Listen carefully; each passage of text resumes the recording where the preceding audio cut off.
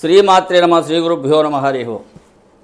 ఈరోజు ఈ వీడియోలో ప్రపంచ ప్రసిద్ధిగాంచిన ఒక మహానాయకుడిని మీకు గురించి చెప్తాను. ఆయన మహామేధావి, ప్రపంచంలో అంటూ ఆయనకి తెలియంది లేదు, మహారాజకీయ పండితుడు, దేశాన్ని ఎట్లా ముందుకు తీసుకెళ్లాలని చెప్పి నిరంతరం తంపన పడుతూ విదేశాలన్నీ కూడా పర్యటన చేస్తూ ఈ దేశం మీద, ఈ సంస్కృతి మీద విషాన్ని చిమ్ముతూ ఉంటాడు. ఆయన పేరే రాహుల్ గాంధీ. ఇంకో ఆయన అయితే రాహుల్ గాంధీ అంటాడు ఇంకోటి. నేను అన్నాను ఎందుకంటే మనకు తెలియని విషయం గురించి మాట్లాడాను. కానీ ఈయన ఈ మధ్య ఒక మహాసభలో ఉపన్యసిస్తూ రామ మందిర ప్రతిష్ఠ అనేది ఒక రికార్డింగ్ డ్యాన్స్ లాంటిది, నాచ్ కా గానా అంటే ఒక రికార్డింగ్ డ్యాన్స్తో పోల్చాడు రామ మందిర ప్రతిష్ఠ. ఇక్కడ ఒక సందర్భం చెప్తాను మీకు. చాణక్యుడు ఒక మాట చెప్తాడు, విదేశీ వనితగా పుట్టినటువంటి సంతానం ఈ దేశాన్ని పరిపాలించడానికి పనికి రారు అని. ఎందుకంటే ఈ దేశం పట్ల కానీ, ఈ సంస్కృతి పట్ల కానీ, ఈ మట్టి పట్ల కానీ వాళ్ళకి ఏ విధమైనటువంటి గౌరవ అభిమానాలు ఉండవు. లేకపోతే 100 కోట్ల హిందువుల మనోభావాలు దెబ్బతినే విధంగా రామ మందిర ప్రారంభోత్సవం ప్రతిష్టా కార్యక్రమం నాచ్ గానా అన్నా అంటే ఈయన తెగింపు ఏంటో ఆలోచించాలి మనం. చేతకాని చవట దద్దమ్మలు హిందువులుగా ఉండబట్టే ఇటువంటి పనికి మాలిన రాజకీయ నాయకులు నోటుకొచ్చినా మాట్లాడుతున్నారు. మరి చాలామంది కబడ్డీ డ్యాన్సుల్లో డ్యాన్సులు వేస్తూ సిగరెట్లు తాగుతుంటారు, వాళ్ళని ఏమనాలో మనం తెలియదు.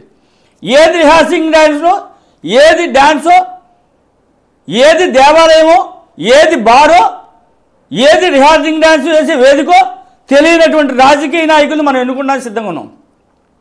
ఆలోచించండి హిందువులారా, ఈ విధమైనటువంటి వాతావరణం రామ మందిర ప్రతిష్ఠ అంటే ఇదొక రికార్డింగ్ డ్యాన్స్ అన్నాడంటే ఆ యొక్క మనిషి యొక్క మానసిక స్థితిని ఆలోచించండి.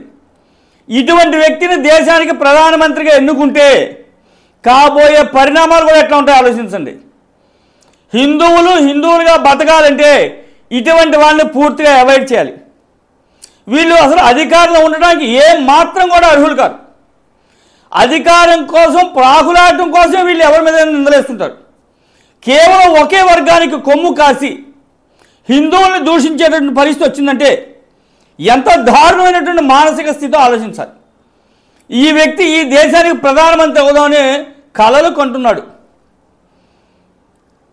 ఈ కళలన్నీ కూడా కళ్ళలు అవ్వాల్సిందే తప్ప నిజంగా మారితే మాత్రం హిందువుల యొక్క మనుగడే దెబ్బతింటుంది.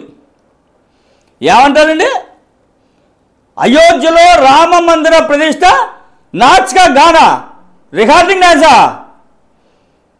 ఏం మాట్లాడుతాడు ఆయన? అసలు స్పృహ ఉండి మాట్లాడుతున్నాడా? 500 సంవత్సరాలు సుమారు 3 లక్షల మంది ప్రాణత్యాగాలు చేసి దివ్య భవ్య సుందర రామ మందిర నిర్మాణం చేసుకుంటే ఈయన హర్షించవలసింది పోయి నాచ్ కా గానా రికార్డింగ్ డాన్స్ అంటాడా? ఎంత బలుపు కాకపోతే హిందువుల యొక్క ప్రతిష్టను దిగదార్చే విధంగా, హిందువుల యొక్క మనోభావాలు దెబ్బతినే విధంగా, హిందూ సంస్కృతి సాంప్రదాయాల మీద దెబ్బతీసే విధంగా, భారతీయ సంస్కృతి సాంప్రదాయాలను దెబ్బతీసే విధంగా మాట్లాడతాడండి నేను.